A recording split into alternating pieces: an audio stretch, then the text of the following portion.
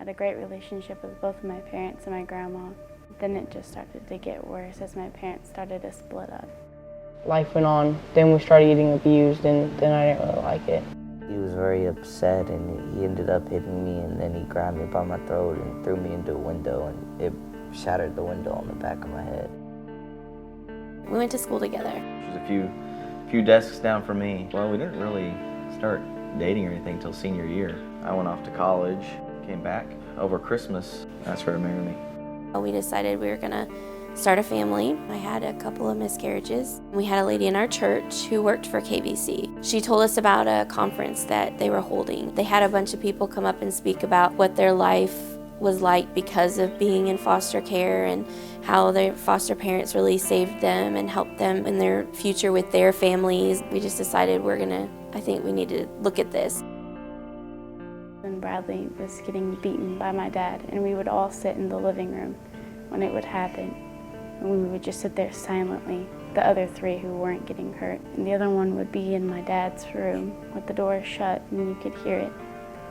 And you could hear them yelling for help and for an ambulance. Bradley didn't want to admit to it first, and I think it's because he was afraid that if we would tell, and there was some way that we wouldn't be taken away from him, that he would possibly kill him.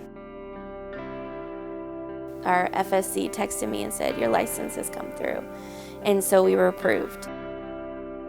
I really wanted to tell someone, but I was scared to tell someone and just to let it out, so I never did until Alicia told Grandma Sue.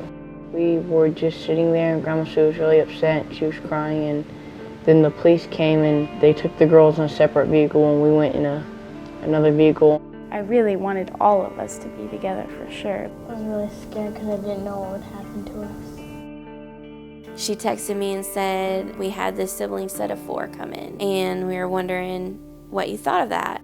I was like, I said, I don't know about 4. Like, that's a lot to go from no kids to 4 kids overnight.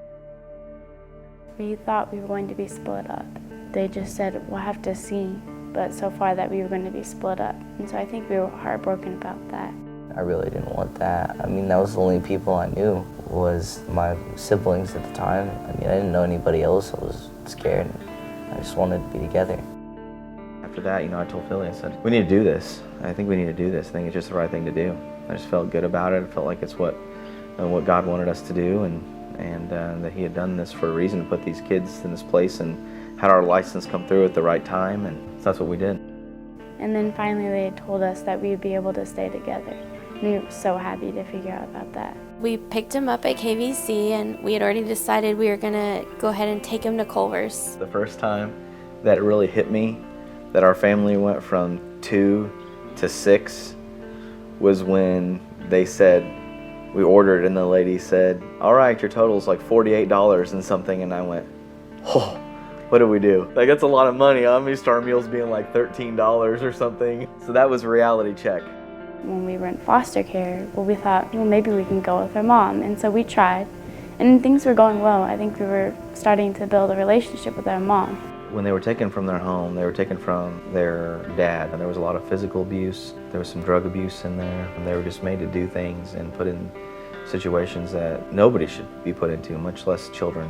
When they were first brought into care, the whole idea was they were going to be reintegrated with their mom, their biological mom, who they hadn't really seen. Then it got all the way up to the point where we were looking at staying the night with her, but then she kind of went off the deep end. When I was smelling marijuana in their house, I knew it was over. There was no point in being somewhere where this was going to happen again. At that point, I felt like they had too many chances, too many opportunities to do right, and they just chose to do wrong, so I just felt like that was it. You blew it for your last time. But after that, then the kids asked, different times, would you adopt us? Like, well, yeah, I think we would, so that's kind of where that started going from there. I mean, I'd already felt like I'm part of the family way back before this. I was ready to take the name. I was already part of the family. I knew that. It was great. I was finally like, yes, I've been waiting for this so long. Oh, that was a fantastic day. We packed the courthouse out. So all the kids were in there, so all their friends were there from school, and Judge Sloan walked out. She walked out and she went, wow, just a few friends and family. I never would have thought that 4 kids, being the age that they are, that I would love them like as I given birth to them, but I do. I would do anything for them, and I know they would do anything for us.